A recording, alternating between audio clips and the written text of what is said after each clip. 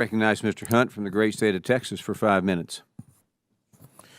Thank you, Mr. Chairman, and I want to thank the witnesses for being here. Thank you so much for your time. It's my opinion that the federal government needs to get out of your way as much as possible to allow you to do your jobs, to allow you to provide for America, to allow you to provide for the world. And at this point, we are living in a world to where we are trying to punish our hardworking Americans every single day with more onerous government taxes. It's my opinion that the federal government should be taxing you as little as possible, because we the people. This is our money, and we are investing it back into the government, and we should be allowing you to keep it so you can invest back into your businesses. That's just an overall principle that I believe in, and I feel like it differs from many of my friends on the left. Also, if you're a rancher and a farmer in this country, God bless you. Thank you.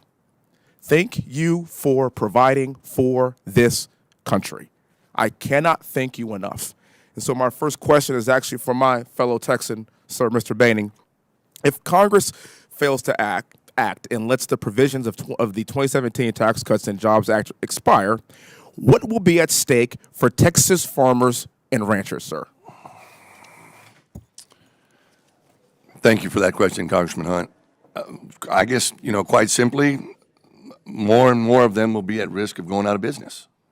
Their tax bill will go up, and if you can't pay your taxes, it was pointed out earlier by other folks here on the panel, you choose from paying a tax bill or going out of business. And those things that we've talked about today, the stepped up basis and where your capital rate is taxed, and the death tax, they're hugely important in agriculture. They'll make the difference between that operation continuing or not continuing, quite frankly.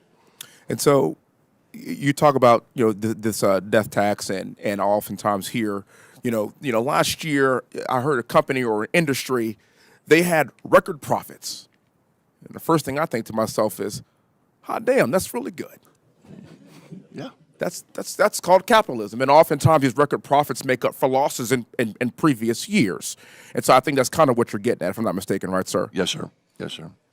Could you also please kind of talk about what audits do? Do they help spur audits from the IRS? Do they help spur economic growth, or do they allow small businesses to flourish?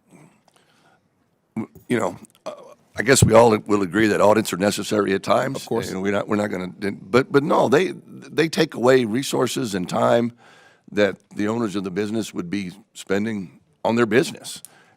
Both time resources and money resources. So no, they don't spur economic growth. There's no way that would work.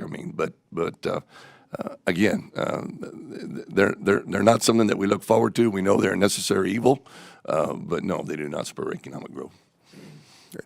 Again, I just want to thank you all for being here. Greatly appreciate it. Those are my only questions, but I'm blessed to have you all around here. I'm blessed to have you in my presence.